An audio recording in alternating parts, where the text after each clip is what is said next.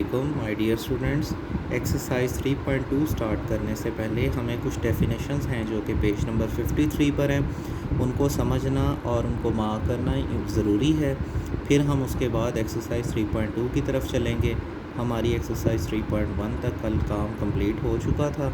अब हमें एक्सरसाइज 3.2 शुरू करनी है और पेज नंबर 53 पर डेफिनेशन है डायरेक्ट वेरिएशन की। देखिए, वेरिएशंस दो तरह की हैं। दो तरह की वेरिएशंस हैं। कौन सी? एक तो डायरेक्ट वेरिएशन है और एक इन्वर्स वेरिएशन है।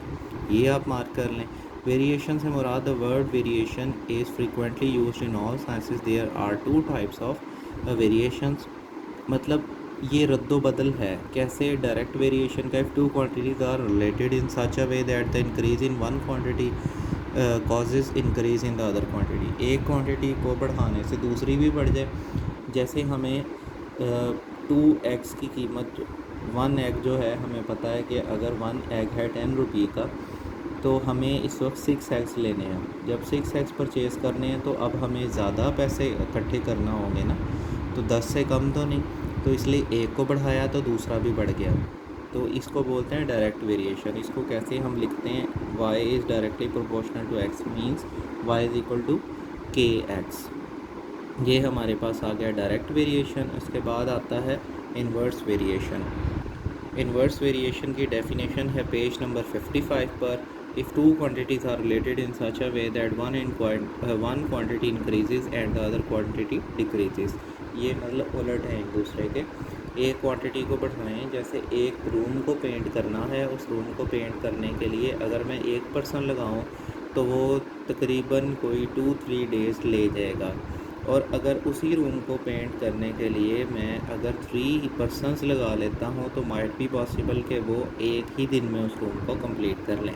एक क्वांटिटी बढ़ाई तो दूसरी कम हो गई, और अगर मैं एक को बढ़ाऊँ दूसरी भी बढ़ जाए तो वो डायरेक्ट। अगर एक को बढ़ाऊँ तो दूसरी जो है वो कम हो, और एक को कम करूँ तो दूसरी बढ़ जाए, वाइस वर्सा चले, तो इसको हम बोलेंगे इन्वर्स वेरिएशन। ये पेज नंबर 55 पर डेफिनेशन है, इसको भी मार्क कर लें। अब इसके बाद हम एक्सरसाइज 3.2 की जानिब चलते हैं। पेज नंबर 56 पे है एक्सरसाइज 3.2। देखें question number 1। If y varies directly as x and y is equal to 8 when y x is equal to 2 find. अच्छा, देखें सबसे पहले उसने कहा है कि y जो है वो डायरेक्टली प्रोपोर्शनल है x के। उसके बाद y की वैल्यू दी है और x की वैल्यू दी है। हमें क्या फाइंड करना? सबसे पहले तो हमें इसका कांस्टेंट फाइंड करना है। कांस्टेंट हम कोई भी ले सकते हैं, मैंने यहाँ पर k लिया सब क्वेश्चंस में। अब जो पहला काम है y in terms of x। y in terms of x means हमें पहले कांस्टेंट फाइंड करना है। ये 3 अलग अलग सवाल है। फिर y फाइंड करना है, x की वैल्यू 5 रखनी है, फिर x फाइंड करना है, y की वैल्यू 28 रखनी है। अच्छा, ये क्या चीज़ें हैं? ये क्या, क्यों 3 पार्ट्स उसने जो है वो हमें दिए हैं? आइए देखते हैं, अभी मैं आपको समझाता हूँ। देखिए बच्चों, y is directly proportional to x। जैसे कि क्वेश्चन में हमने देखा है y इज़ इक्वल टू 8 और x इज़ इक्वल टू 2 हमें सबसे पहली वैल्यूज़ दी हुई थी। तो हमने क्या, y डायरेक्टली प्रोपोर्शनल था तो y is equal to k x. ये हमने कांस्टेंट ऑफ प्रोपोर्शनैलिटी लगाया और x साथ लिख दिया। ये y is equal to k x हो गया। ये अब हमें k की वैल्यू, यानी k है कांस्टेंट, इसकी वैल्यू फाइंड आउट करनी है। देखिए ज़रा, y कितना था? 8 था। x कितना है? 2 है। तो 8/2 k कितना आ गया जी? 4 हमारे पास आ गया k। अब सेकंड पार्ट में वो कहता है अब y फाइंड करें, x 5 है। y तो हमारे पास हालांकि पहले से ही मौजूद है, अगर देखा जाए तो 8 नहीं। ये अलग क्वेश्चन है, यहाँ पर रिलेशन यही यूज़ करना है, ये वाला y is equal to k x. मगर क्वेश्चन अब थोड़ा सा चेंज है, क्योंकि k की वैल्यू भी अब हमारे पास आ गई है।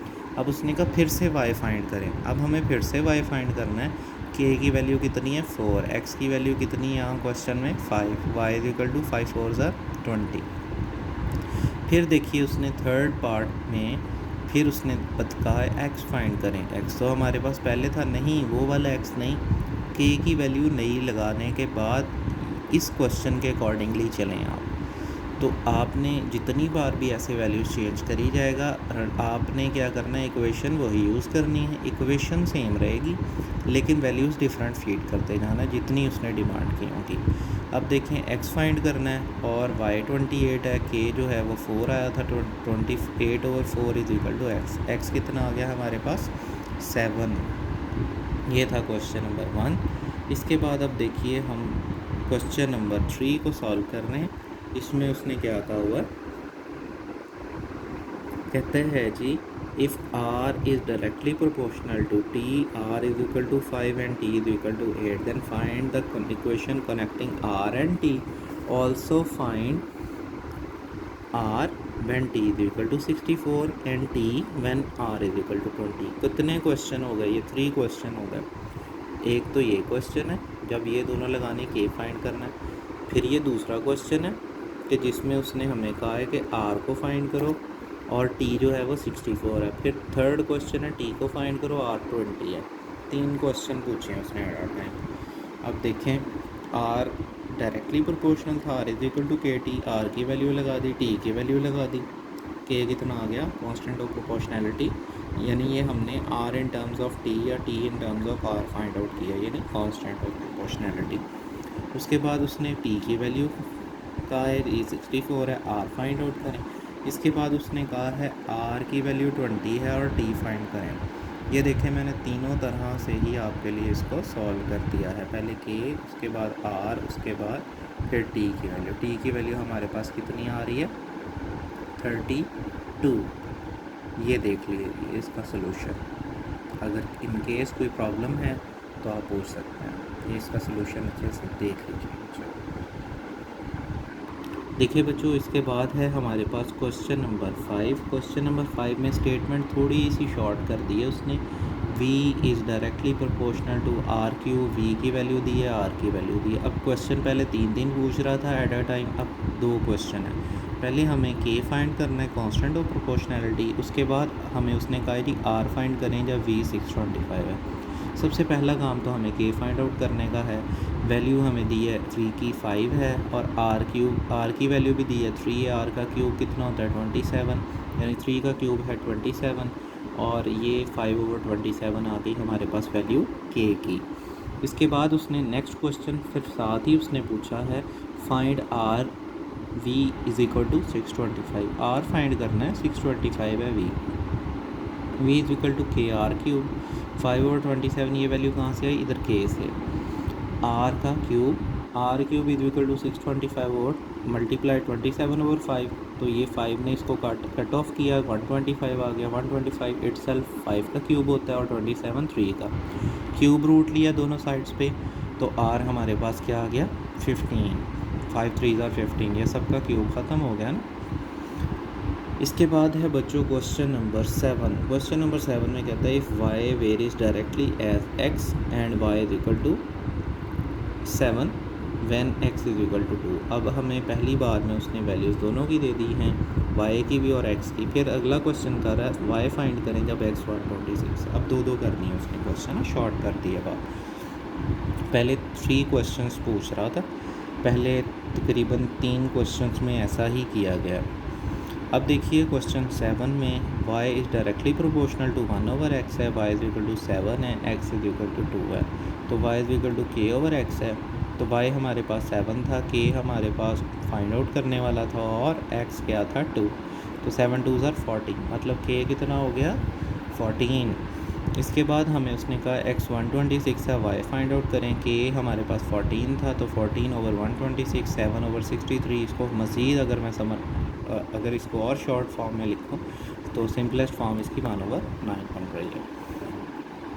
उसके बाद है क्वेश्चन नंबर 9। देखें अब हमारे पास बात यहाँ पर भी इन्वर्सली प्रोपोर्शनल की आ गई थी, यहाँ पर भी इन्वर्सली प्रोपोर्शनल। आप k को ही रखें, इज इक्वल टू के सामने k लिखा है, ओवर में z, मतलब इट मीन्स इन्वर्स मीन्स होता है 1/, की फॉर्म में जब हम लिखते हैं। फिज़िक्स में भी आप ये बार बार देखते होंगे, इन्वर्सली प्रोपोर्शनल होती हैं कुछ चीज़ें जो हैं वो डायरेक्टली प्रोपोर्शनल होती हैं। जो डायरेक्टली होती हैं विज इक्वल टू डायरेक्ट के कांस्टेंट के साथ आ जाती हैं, जैसे f is equal to ma।